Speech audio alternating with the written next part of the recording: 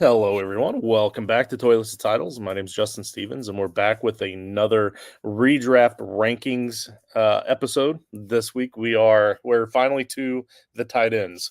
So this is the seventh episode and most likely the final episode in the series. And Mark, I want to thank you for coming on.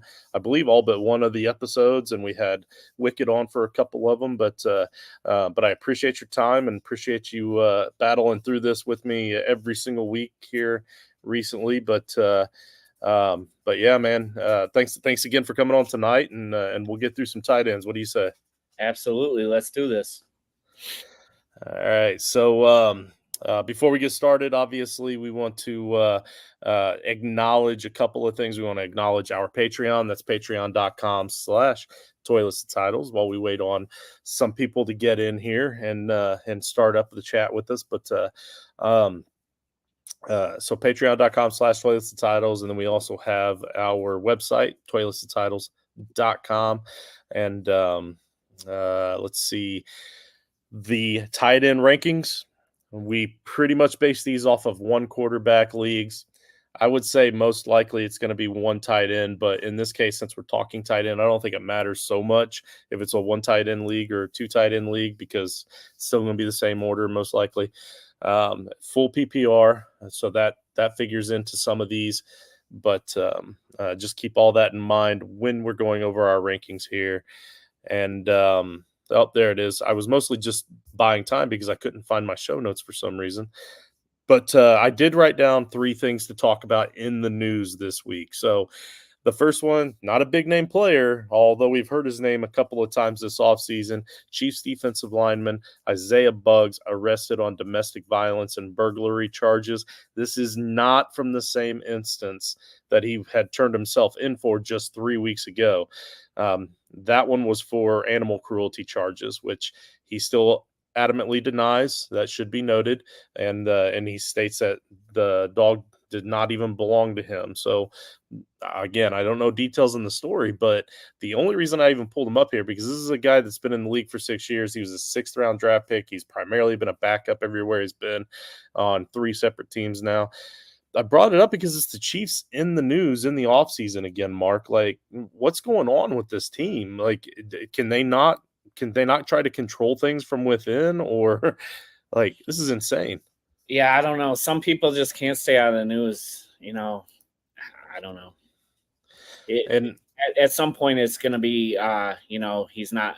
Is he worth the trouble?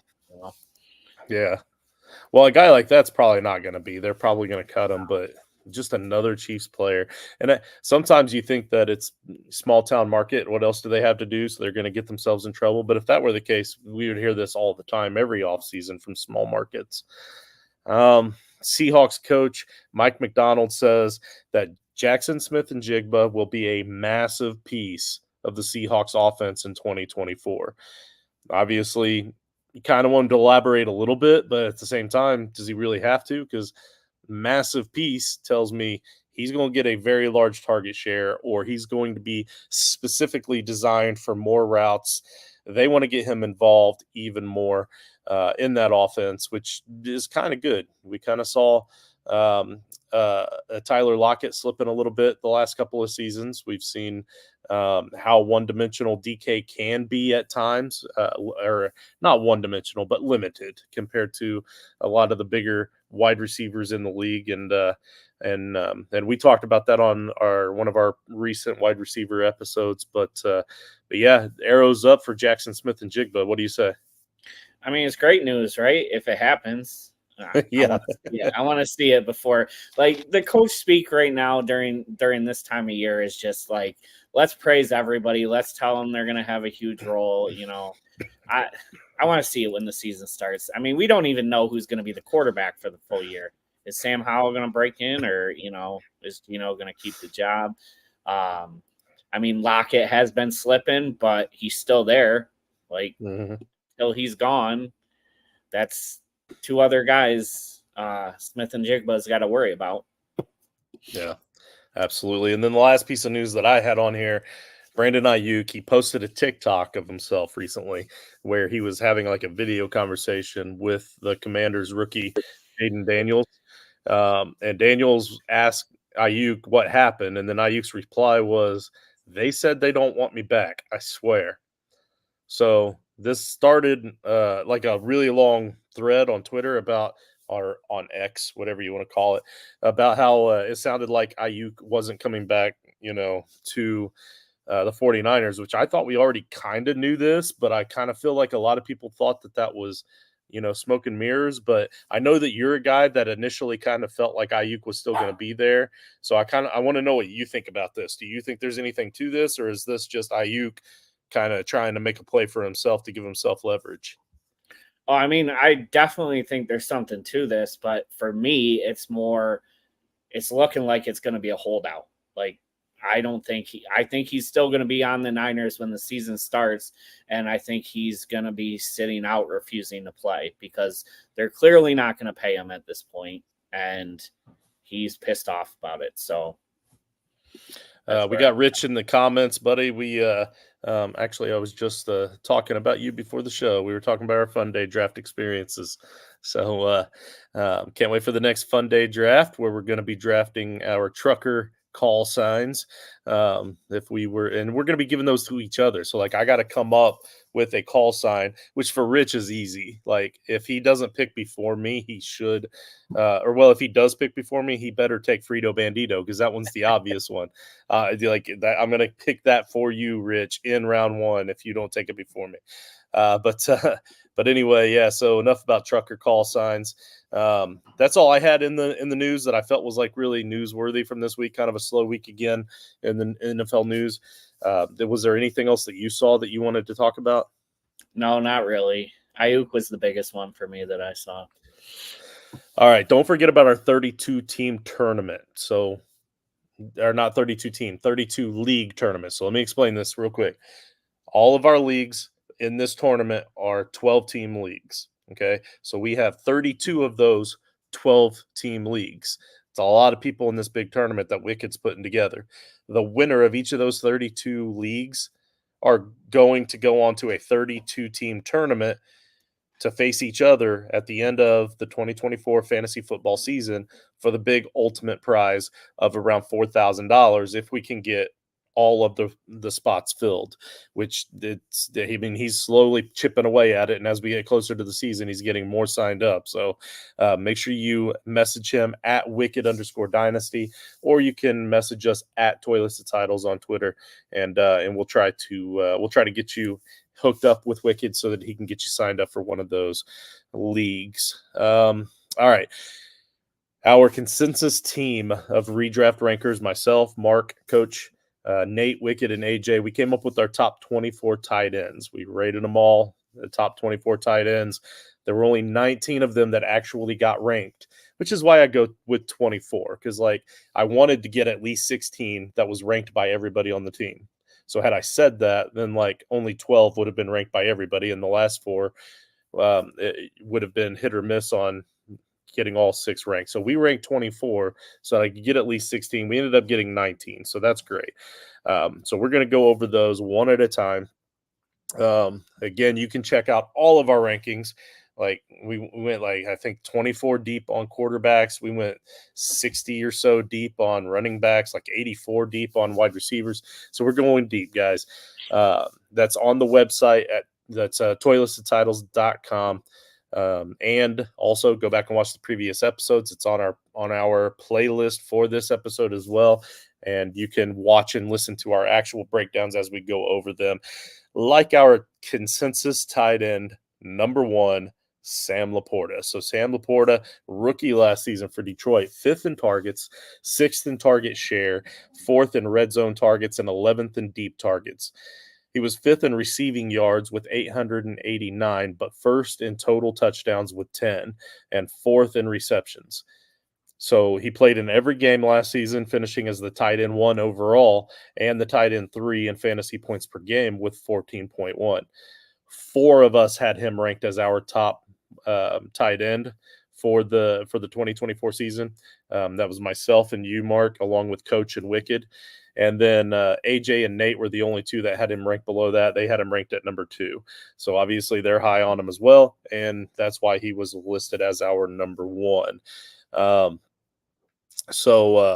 mean, so I'll go ahead and do my read on him. It's just because it's a short one. The great news is that even as just a rookie, he finished in the top 5 in nearly every possible fantasy relevant category last season. The bad news is that he left little room for improvement. There is a higher statistical probability that Laporta will see a negative regression than there is that he will improve. There is only one tight end, or there is only one way to go from the tight end overall number 1. If he doesn't finish at the exact same position next season, he's going to go backwards. So that's the downside. I still have him listed as my tight end number 1 overall because I feel that there are much fewer questions surrounding him and his situation than there are other tight ends that we have up in these top tiers. So it's making him the safest bet to be a top tight end any given week. So definitely going to see a touchdown regression, almost definitely. I mean, 10 touchdowns for a rookie tight end is just phenomenal. And then I can definitely see that taking a hit, but I don't know. What do you think, Mark? So to me, tight end is the hardest position for a rookie to break out in their first season, just because you have so much more responsibility at that position than you do at, say, a running back or a wide receiver. So the fact that he finished as the number 1 overall tight end last year as a rookie is enough for me to keep him there. Sure, he's probably going to have some regression, but the other tight ends might as well. I just, for me, when we're looking at tight ends, I want consistency and a low floor for my top end guys. And I think he has one of the lowest floors of them all because Detroit's offense is still going to be electric next year. Yep, absolutely. And I do agree with this, Rich. Like, they have game tape on him now, but they had game tape on him from college. And then they also had game tape on him from the first half of the season where he was still tearing it up in the second half of the season. Like, so I mean, there is something to that though. Like, I don't honestly think he finishes as a tight end number 1 overall again.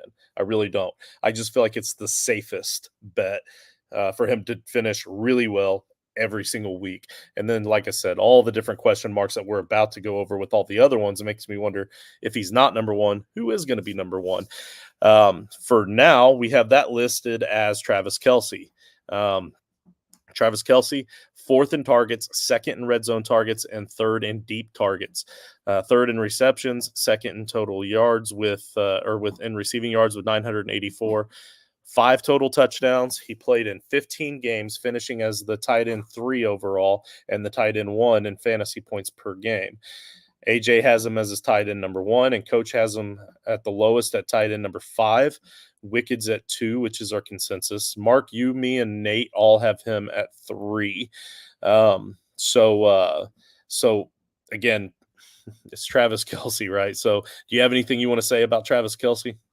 No, I mean, it's Travis Kelce. As long as he's playing, he's got to be up there near the top. The only reason I have him at 3 and not at the 1 or 2 spot is just because I think the Chiefs are all about winning championships now. And I think part of that might come with making sure Kelce's healthy at the end of the year.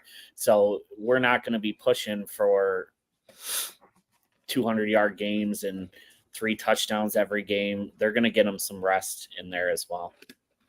Yeah, and that's pretty much exactly what I put in my write-up. I'm not going to read that one because it's a little bit longer, but initially it's just like you said. Like, even last season, they admitted towards the end of the season that they weren't utilizing him as much to save him for the playoffs. After the season was over, Mahomes even said, "We're here to win championships, not regular seasons." So that's why we waited until the playoffs to blow them up. And I mean, it makes sense. So they did that last season and they won the Super Bowl. So maybe they do it a little more this season because he is a little bit older. He's still going to play really well. So and I also put in my write-up, it's tight end 1A, 1B, and 1C for me between the top 3. So honestly, if I am the kind of guy that's going to go tight end early, I'm still going to wait until the other 2 are taken and take the 3rd guy. You can't go wrong with any of them. That third guy I'm talking about, Mark Andrews of Baltimore, of course, 23rd in targets, and 6th in red zone targets, and only 2 deep ball targets. Of course, he did finish his season early because of the injury, but second in total touchdowns, even with the missing nearly half of the season. He played in 10 games, finishing as the tight end 14 overall and tight end 5 in fantasy points per game. So even with missing, would that be 6 or 7 fantasy games, depending on your format, he still finishes a tight end 14 overall. So absolute monster. I believe he was the tight end 1 when he went down. Nate has him the highest as his number 1. Mark, you're the lowest at 5. I've got him at 2. Again, that's 1B for me. Wicked and AJ have him at 3 and Coach at 4. All of us have him in the top 5, as he should be. For me, after fracturing his fibula last season in week 11, Andrews was able to heal up and make it back in time for the AFC Championship game against the Chiefs on a limited snap count, of course, but he is fully recovered and ready for the 2024 season. Before his injury, he was the overall tight end 9 on average any given week. So what I mean by that is one week he might have been the wide receiver 8. The next week the tight end 8. The next week he was the tight end 10. That averages to 9. So maybe he was 1 and then he was 18. That averaged to 9 or whatever. So on any given week, he was overall the tight end 9 on average. But he had 4 top 6 weeks for tight end in those 9 games. So outside of his rookie season, Andrews has finished as a top 5 tight end in fantasy points per game every single season. He is one of the most consistent tight ends in fantasy football. So obviously can't go wrong there. So again, if I have to take a tight end early, then I'm probably going to go with him. Again, I don't go tight ends early. It's pretty rare. They've got to slip pretty far for me to want to go after him. But that's my second on my list. Anything to add to Mark Andrews? So I have him the lowest out of us just because he's getting older, and I think the injuries scare me a little more than they would with Kelsey. So I worry about him missing time, and I'm a believer that Likely is a talented tight end, and I think this is the year we're going to start seeing them get him involved a lot more. So I think that takes away a little from Andrews, but like you said, he's still a stud, so he's in the top 5. Yeah, that's fair because in 2022, if I remember right, Andrews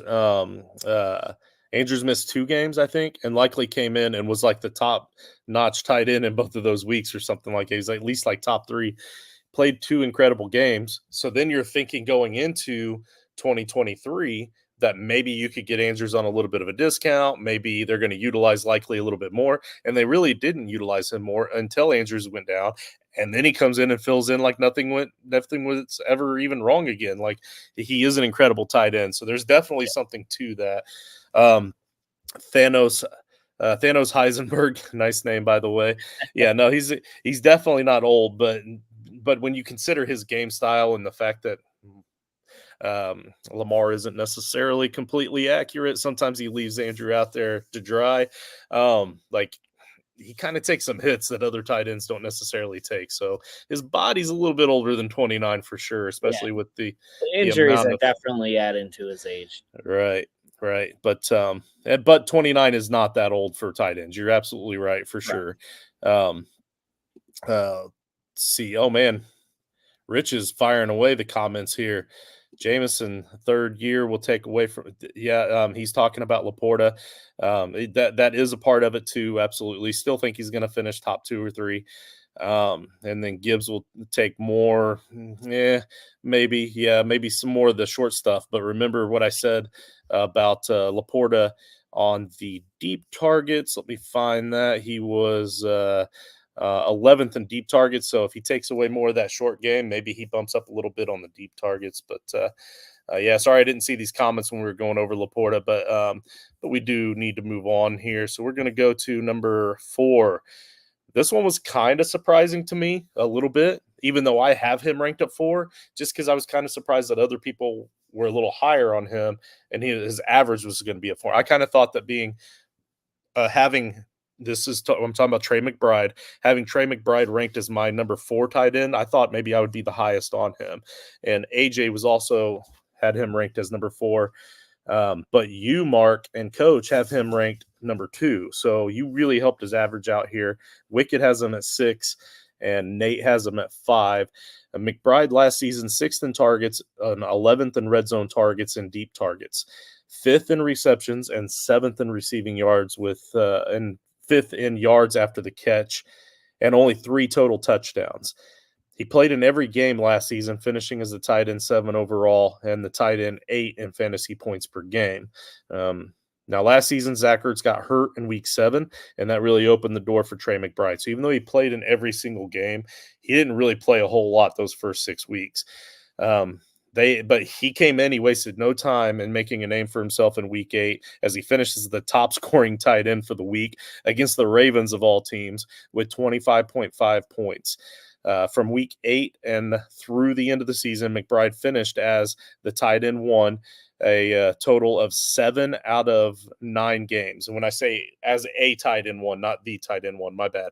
So a top 12 tight end in 7 out of his 9 games after Ertz went down. So the Cardinals also clearly believe in him as well because they let Ertz go in the offseason and they did nothing to replace him. So if McBride continues his success in year 3, then he will be a deadlock for a top 5 fantasy tight end performance overall. And if he even improves on that trajectory, we could be talking about him being one of those top tier tight ends in next year's redraft leagues. But you're already talking about him as a top tier guy in this year's redraft leagues since you have him ranked even higher at number 2. So what do you have about this guy that you like that much?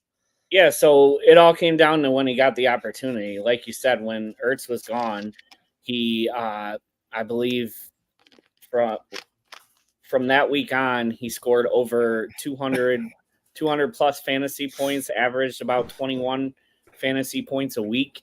Like, he was a week winner a lot towards the second half of the season. So I just feel like he's going to continue on with that success because he doesn't really have any other competition outside of Marvin Harrison. So it's going to be Marvin Harrison 1A, and then he's going to be 1B. Marvelous Marvin. I love it. And I forgot to mention it, guys, in case anybody happens to see it. The guys that I have behind me are what I consider to be 3 of the greatest tight ends of all time. That's why I brought them on, because we're talking tight end. I understand the 2 of them don't play football anymore. I wasn't getting recent guys. It's just one of them happens to also still be playing football. Just wanted to explain that real quick. All right, Kyle Pitts was our tight end number 5 on consensus.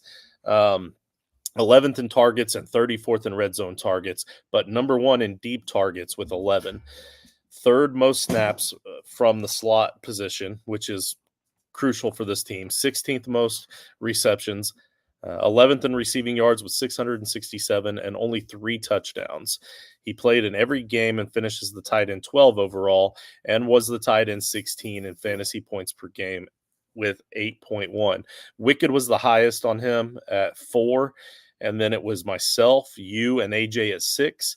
And then Coach and Nate were the lowest at 7. So we're all right there bunched up together, making his average 5. So I could see any one of these rankings for sure.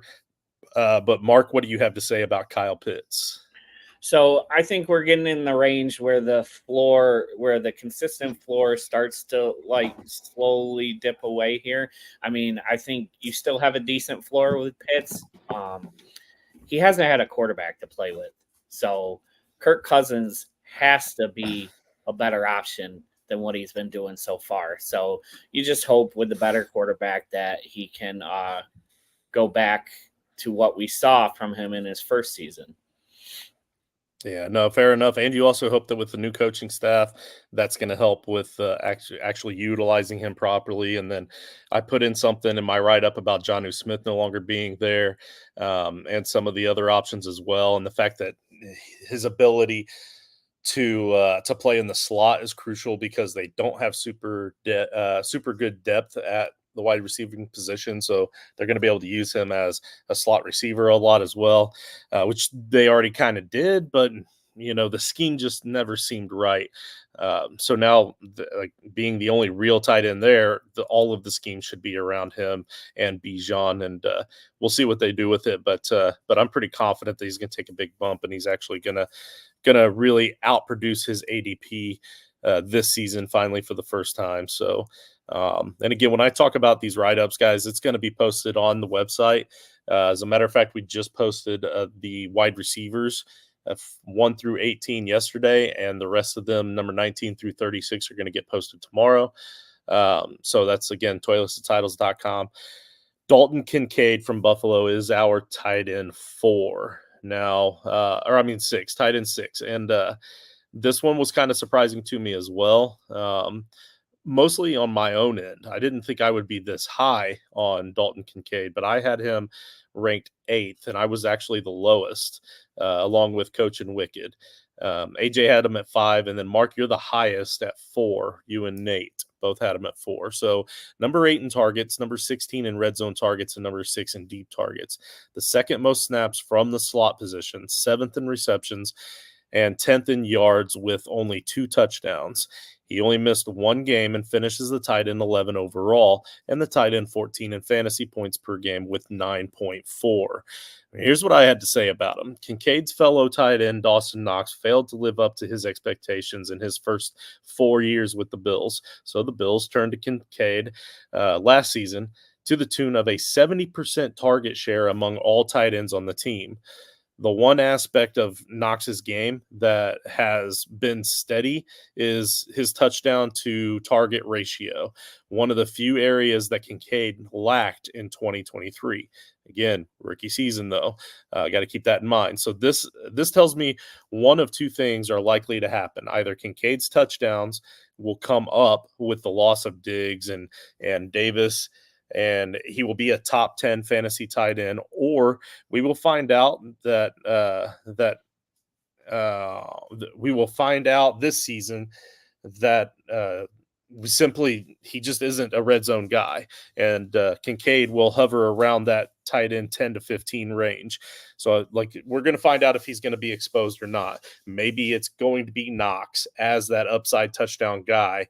And I'm sorry for the hesitation there. Obviously, I did not type that correctly in my read, so I'm gonna have to go back and fix that. But maybe it's going to be Knox as the touchdown guy. Maybe Kincaid is just going to be the between the 20s guy. If that's the case, he's still going to hover, like I said, around that 10 to 15 range.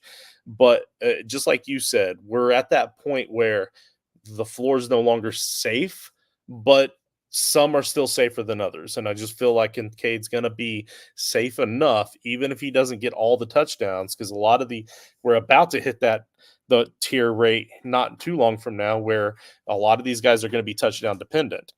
Kincaid doesn't necessarily have to be touchdown dependent because they throw the ball enough in Buffalo in a PPR league that it makes a difference. You take PPR out of it, he's probably not in my top 10. But with the PPR there, I think having him ranked as my number 8 and the overall consensus 6, I'm not mad about it. Yeah, so for me, my high ranking with him is all about upside and the opportunity share. So like you were mentioning, he had 70% target share amongst all the tight ends on the team. I don't think we're going to get to 70%, but I mean, I think you're going to see a very high percentage share over all players on the team in receptions, just because with Diggs gone and Gabe Davis gone, I think he's going to have a lot more opportunities. And like you said, maybe he gets exposed, but I got to believe there's positive regression for the touchdowns. He's not going to finish with 2 again this season. So I think that combined with all the opportunities he's going to have is just going to boost him up that tight end ranking. I like it. Now here's Wicked to help us out with a little bit of an ad read. Are you ready to take over your fantasy leagues and become a champion? Get the edge you need and join the Toilets to Titles Patreon today to get exclusive access to our T2T staff, weekly waiver wire shows, and Patreon exclusive leagues like our signature Frankenstank League. Members enjoy other amazing benefits such as monthly giveaways featuring autographed jerseys, collectibles, Yeti coolers, and more. Sign up now for as little as $9.99 per month and dominate your fantasy leagues like never before. Visit patreon.com/toilets to titles and let us help take your teams to the championship this season. All right, Wicked, thank you very much for that read. For those of you that don't know, Wicked is also Dylan Carlson, and this comment is the reason why we stick him with the ad reads and not coming on screen with us anymore. Darren Waller tied in one season. That's a little inside joke because of our rankings that we had before we came on, but yeah, funny stuff. Honestly, he retired like 6 times this offseason, so I probably talked about him more than I have any other tight end this offseason. Evan Ingram, tight end number 7 on our consensus rankings. Another tight end I've talked a lot about this offseason. He was number 1 in targets, number 3 in deep targets, number 14 in red zone targets. He had the most routes ran of any tight end in the league and the most snaps out of the slot, which is huge for fantasy tight ends. He was number 1 in receptions, number 3 in yards with 963, and only had 4 total touchdowns. He played in every game, finishing as the tight end 4 in fantasy points per game with 13.5 and the tight end 2 overall. So he's the tight end 2 overall with only 4 touchdowns. Myself and Wicked have him the highest, ranked at 5. The lowest is Coach, AJ, and Nate. They all have him at 11, and then you fall right there in the middle, Mark at number 7, which is where his consensus average fell. My thoughts on him: newly paid quarterback Trevor Lawrence lost his wide receiver 1 and wide receiver 3 this offseason. Christian Kirk, who isn't a true wide receiver 1, gets promoted, and T-Log gets a new wide receiver 2 and wide receiver 3. I'm not saying it's likely that Ingram will have the same level of targets that he had last season. It was kind of out of this world. But I am saying that being one of the few on the team with that level of rapport with his quarterback and his ability to play out of the slot to help that weak wide receiving core helps to make it very possible to see another top 5 performance from Mark Ingram. Geez, that's a blast from the past. Right. From Evan Ingram at tight end. Am I missing anything here, Mark? I mean, you only have him ranked 2 spots below me, but why do you have him just outside your top 5? Just outside. I just think it comes down to the upside of the other guys that I have above him. Like, it's nothing on Ingram. And I'm going to tell you, I want to repeat what you said. He finished number 2 overall with only 4 touchdowns. Only 4 touchdowns, and he was the number 2 tight end. He had 114 receptions last year. And I don't think it was a one-off either, because since the prior year, he finished as the 5th tight end, again, with only 4 touchdowns. So in Jacksonville, he's obviously getting a decent amount of target share, and they just lost Ridley. They brought in Brian Thomas, but I don't think much is changing for him in his role on the team. I just feel like the guys I had above him with, I believe, Pitts and Kincaid, they just have a higher ceiling than he does. So that's fair.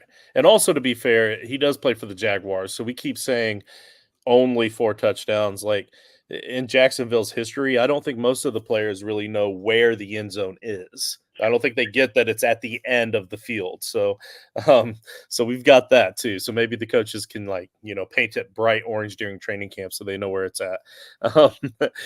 Let's see. We've got George Kittle, San Francisco tight end, at number 8. So the mighty is slipping. He still hasn't fallen, but he's slipping a little bit here. 10th in targets and red zone targets, but 1st in deep ball targets, which makes sense for George Kittle.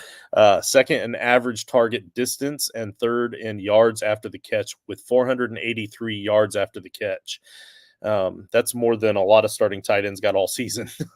Let's see, 10th in receptions, number 1 in receiving yards, a lot of that due to those yards after the catch, and 2nd in total touchdowns. He only missed the last regular season game and finished as the tight end 5 overall and the tight end 6 in fantasy points per game.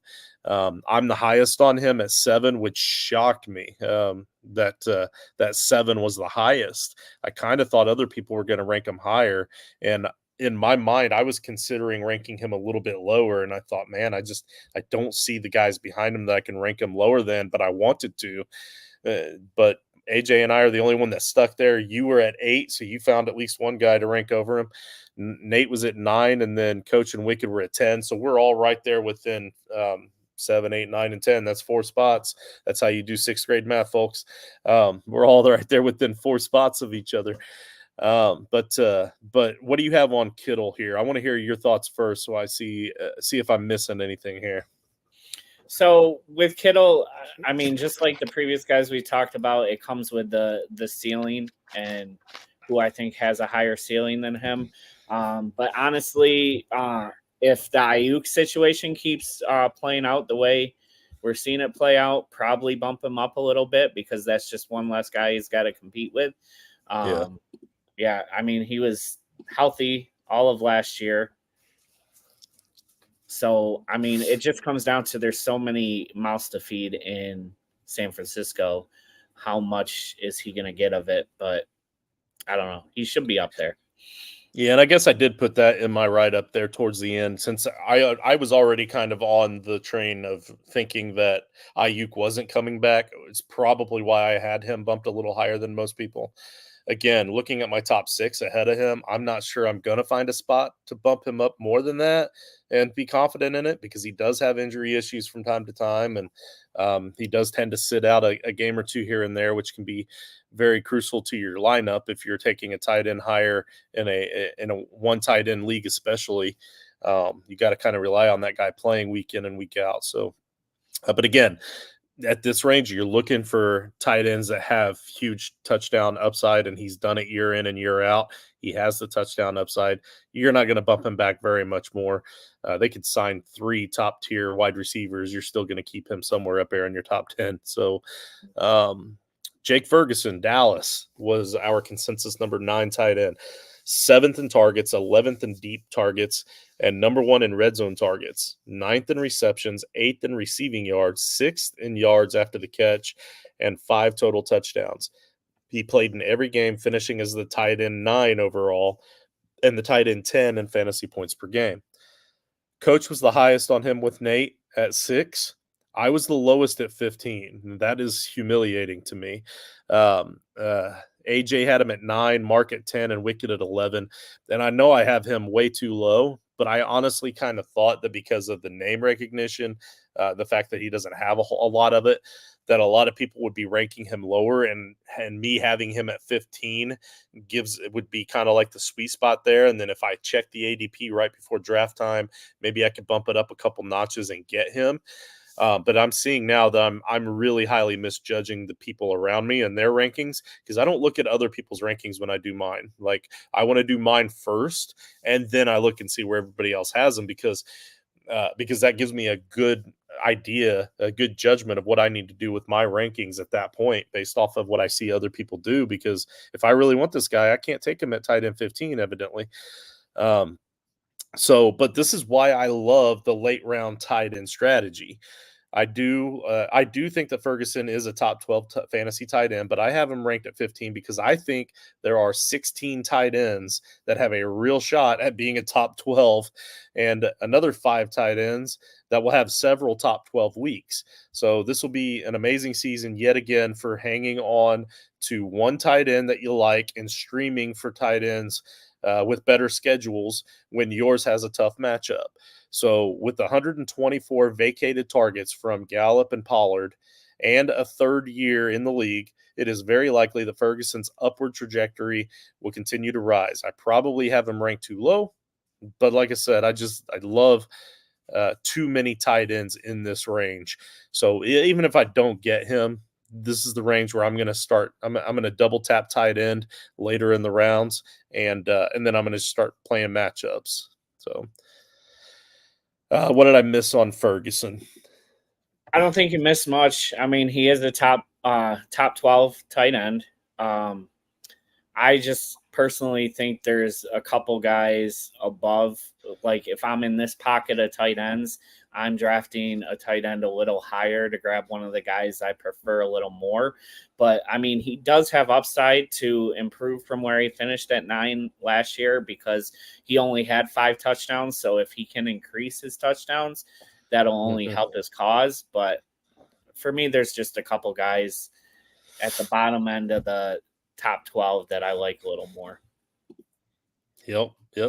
And yeah, you're right, Dylan. He's not being slept on anymore. It was just you Cowboy fans that were all high on him, Dylan. But no, the word's getting around, I guess. All right, number 10, David Njoku, Cleveland. 3rd in targets and red zone targets, and 11th in deep ball targets, 5th in receptions, 6th in receiving yards with 882, and 2nd in touchdowns with 6. He also finished 1st in yards after the catch with 599. That is a lot of yards after the catch. And Njoku played in 16 games, finishing as the tight end 7 in points per game and with 12.6, and the overall tight end 6. We've got him at 10. AJ is the highest at 8. Wicked is the lowest at 13.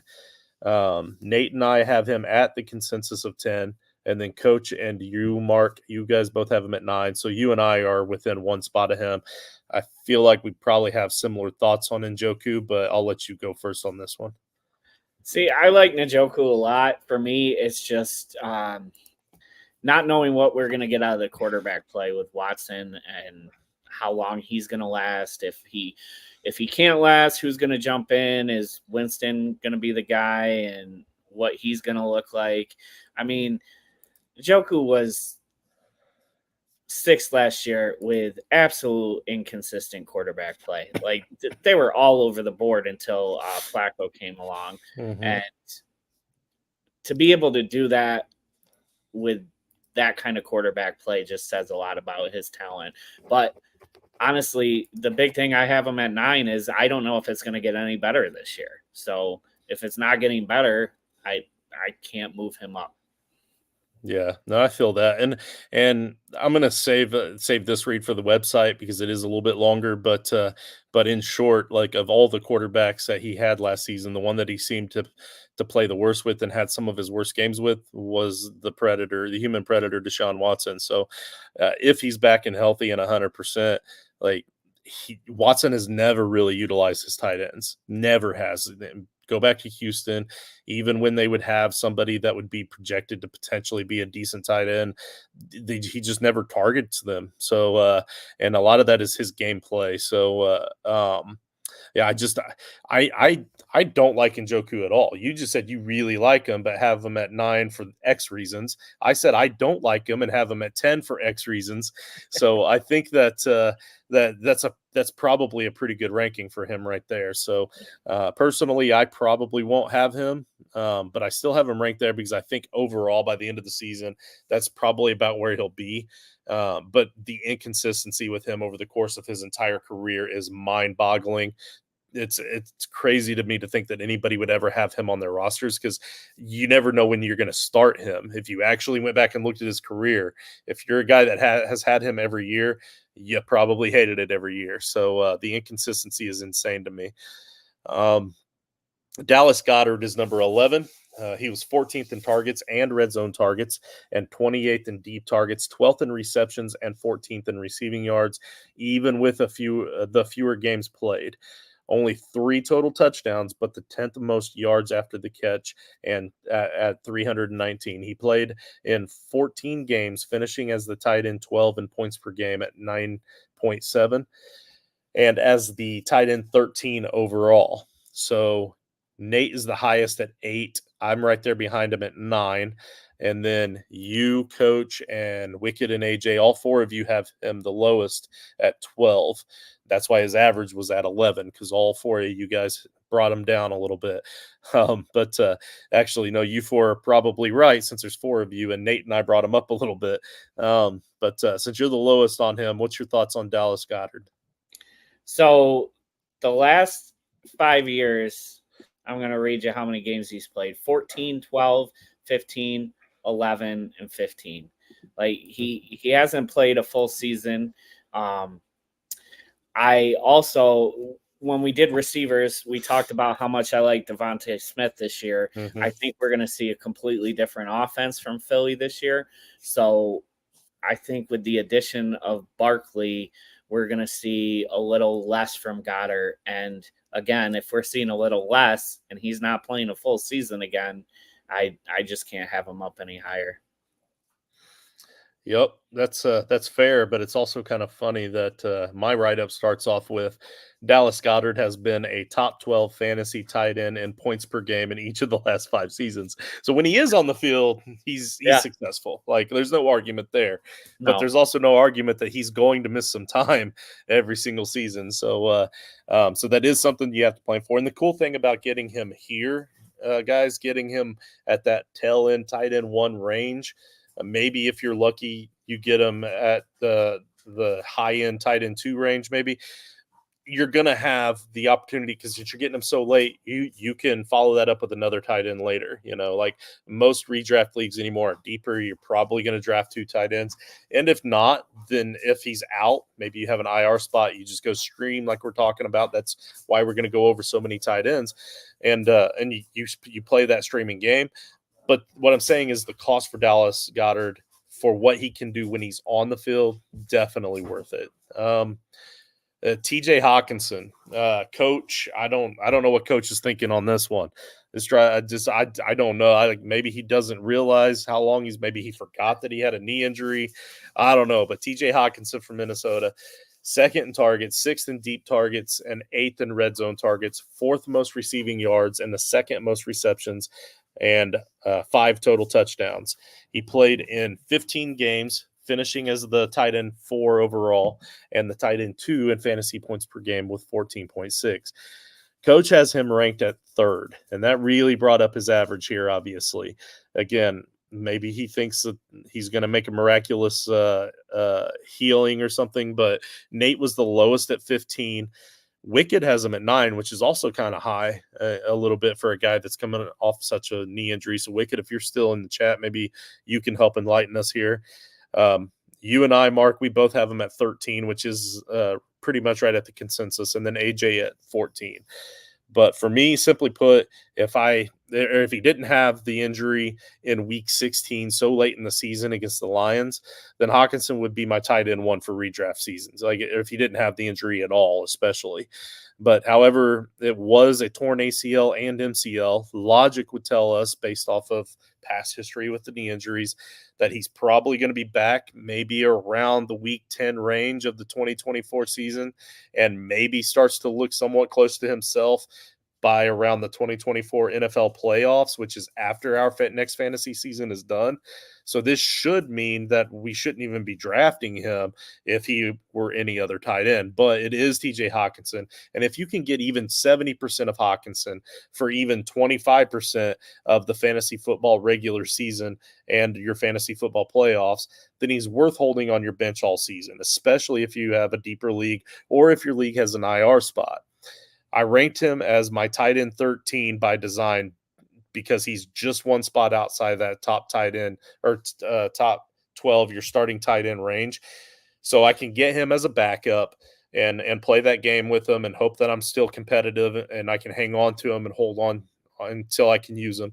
But if I'm confident in my tight end 1, like if I'm super confident in my tight end 1 that I get, I won't even bother with drafting Hawk, but I will still target him with that first waiver run if he goes undrafted, or after the guy that drafts him, if they start to lose early on and they don't have the roster spot to hold him and they go drop him, maybe I go pick him up then, or maybe I try to make a trade with that guy and get him for the cheap before he comes back from his injury.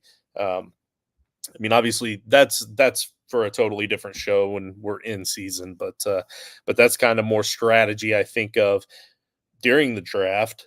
What am I going to do with this guy as the season goes in all of my leagues?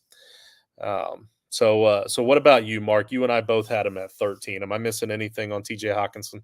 No, so I think we were both kind of thinking along the same line here. We put him at 13, just outside the top 12, and I'm almost going to call it a placeholder, to be determined, because last I looked, there's no timetable for his return. Right. Hopefully a little closer to draft season, we have some kind of idea when we should expect him back, because I mean, he is TJ Hawkinson. So if he's going to be around, if he's going to be healthy, even like you said, for half this season, you want him on your team.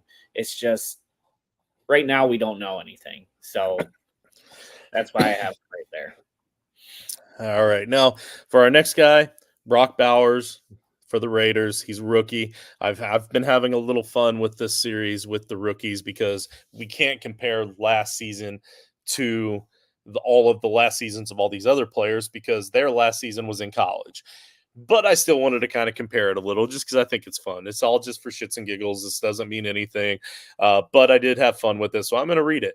His college breakout age was at 18, which that part is actually really, really impressive because that was his true freshman year at Georgia, and it was still his college breakout season, and he was 18. Like that's just crazy to me. Like I was still technically in high school when I was 18.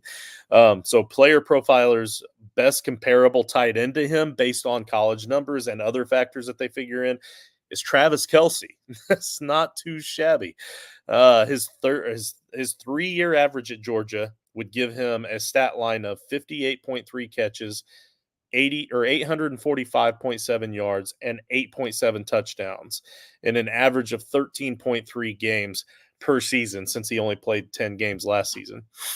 This is a per game average of 4.4 catches, 63.6 yards, and 0.7 touchdowns, which would have been 14.96 points per game.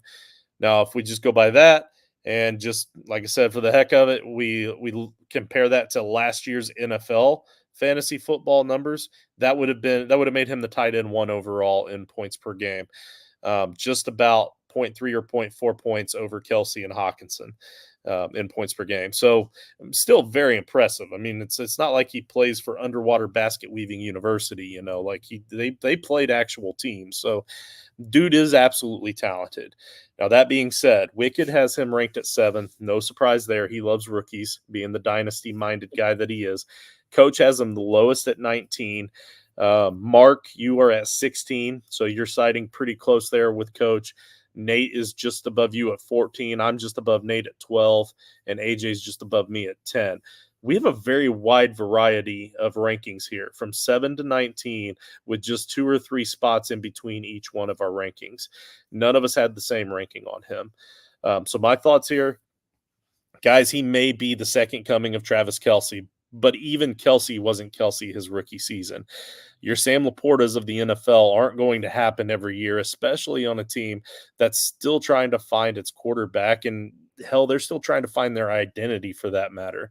Not to mention, there is a chance that he loses some snaps to Michael Mayer or even some opportunities to him in 2 tight end sets. Let's not forget that the Raiders were very high on Mayer as well last season, taking him with the 35th overall pick, just the draft 1 year before they drafted Bowers. So 35, that's barely a second-round pick.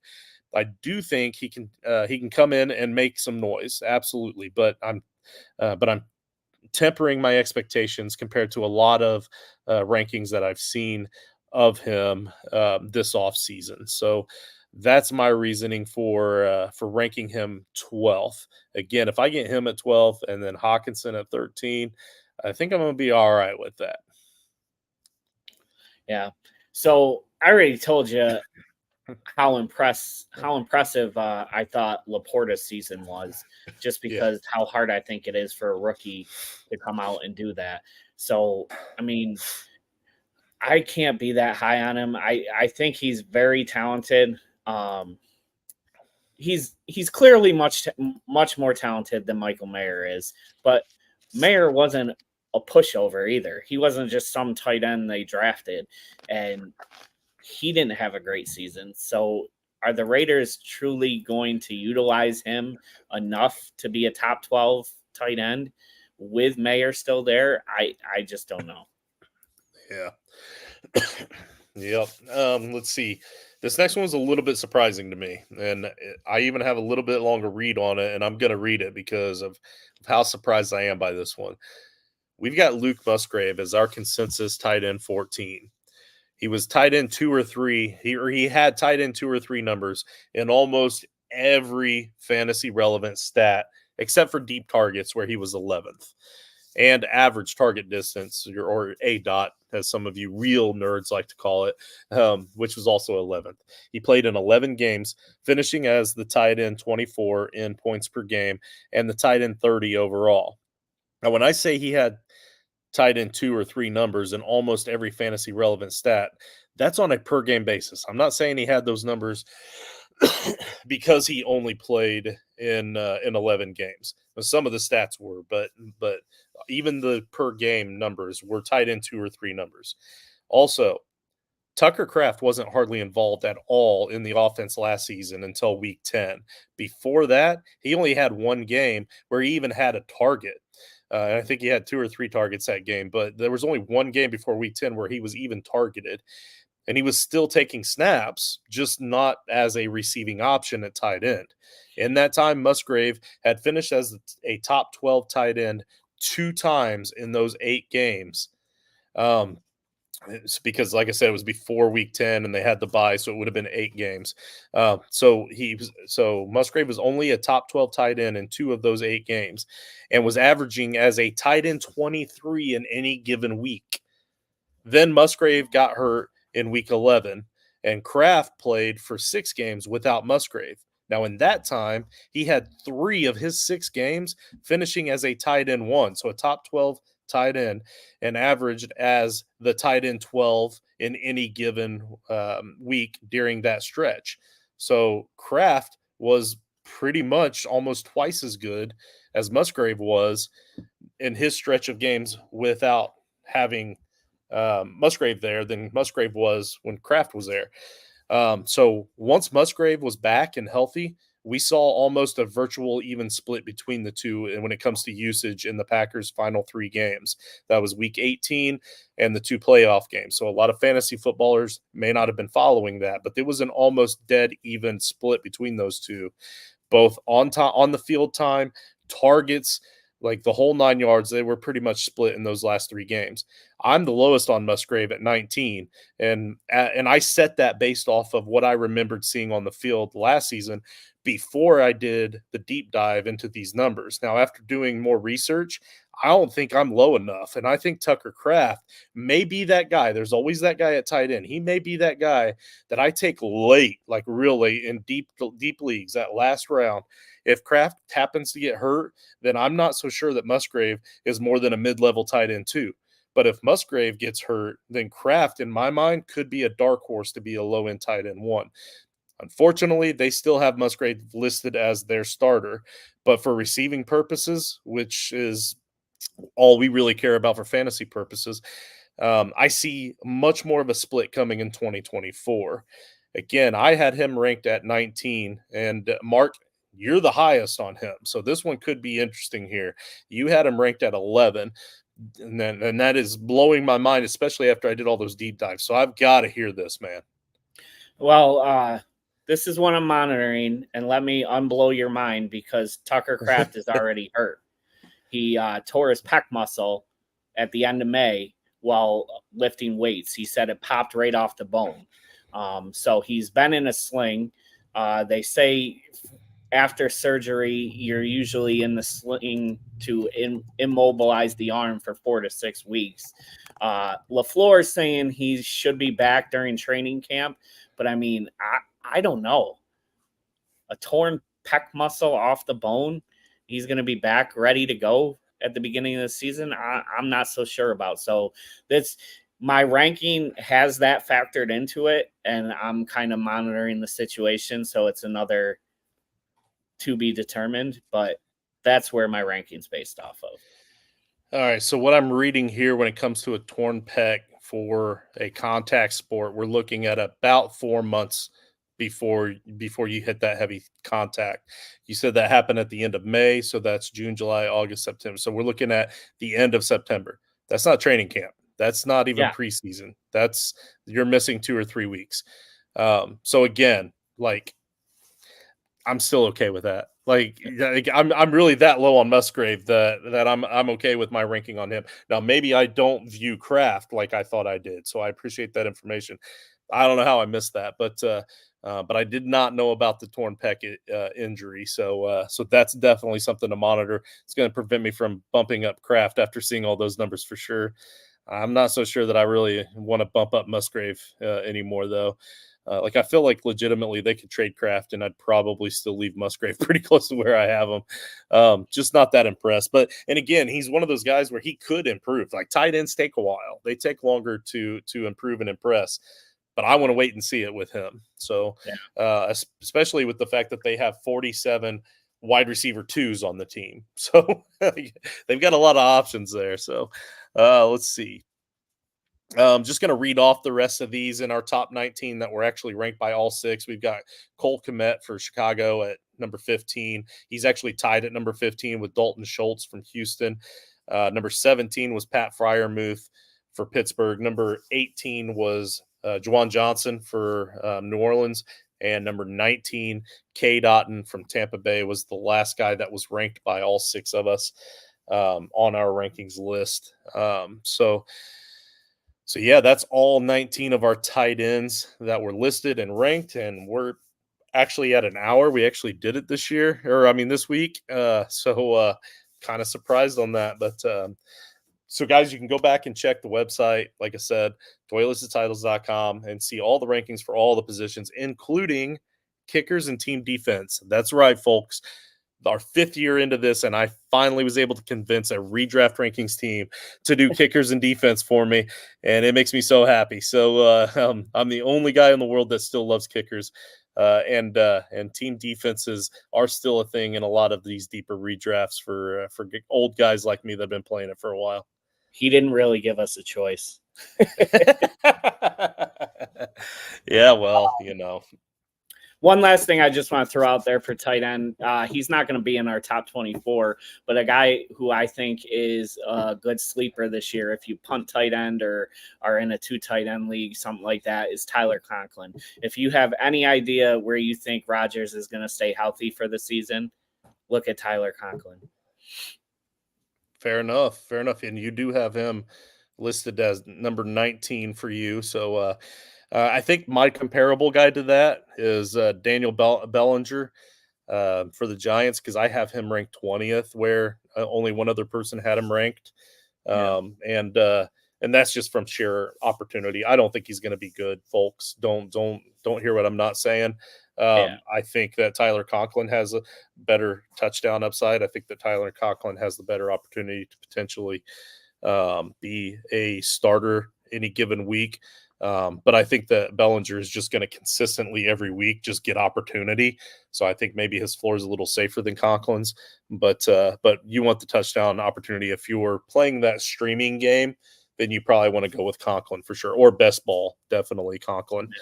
So that's probably my comparable there. I also did rank Greg Dulcich, just because I'm hearing good things out of camp about him, and he seems to be kind of revamping his body to fit the NFL game a little bit better. He's been working hard. I put Jelani Woods on here. That might be a homer pick, but we missed him last season, and we didn't really have a solid tight end one for the Colts, and he was drafted to be that guy. So I kind of feel like if they are going to stick with one, then maybe there's a dark horse chance there that Jelani Woods will get some touchdowns. But yeah, and then you had one more dark horse here, Tyler Higbee, right? Yeah, I mean, is that a homer pick? It is. I mean, if he stays healthy, I gotta look. I forget what he finished last year. I mean, he's gonna have the opportunity in that offense for touchdowns. Just a bottom guy, top 24. He finished as the tight end 22 in fantasy points per game, and that's Tyler Higbee, right? Like his best season in points per game was 13. And his worst, those first 3 seasons, like I said, let's not count those. It takes a while for tight ends. So if you take away those first 3 seasons and his last 5 seasons with the team, his worst was last year at 22, and his best has been 13. So he falls right in that range for sure. So, yeah, I don't mind that one at all, especially for touchdown upside in that offense.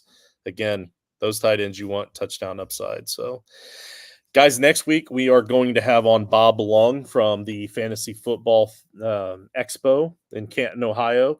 He puts on an incredible expo every single year. He's the man that does everything behind the scenes and even does a little bit of emceeing during some of the competitions. So if you've been to the expo, you know who Bob Lung is. So come and see his pretty face again next week when he comes on to talk about the expo again.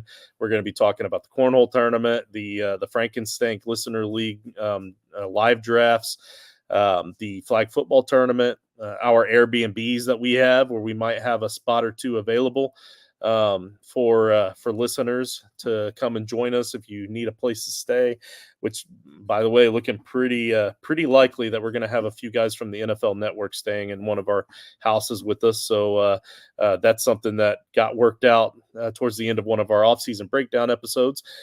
George and I have been doing the offseason breakdown episodes. We had Joe step in and help us with one of them recently, so appreciate you, Joe. But that has its own playlist on our YouTube channel. So go watch all you can. Mark, man, anything you want to say on our way out the door? No, fun as always. Yeah, I appreciate you, man. That's this is something that I get nerdy about every year, and with Coach taking this time off, I've kind of been able to take it by the reins like I've wanted to do in the past. But because usually he has on like really awesome guests during this time where we're talking like all sorts of different things.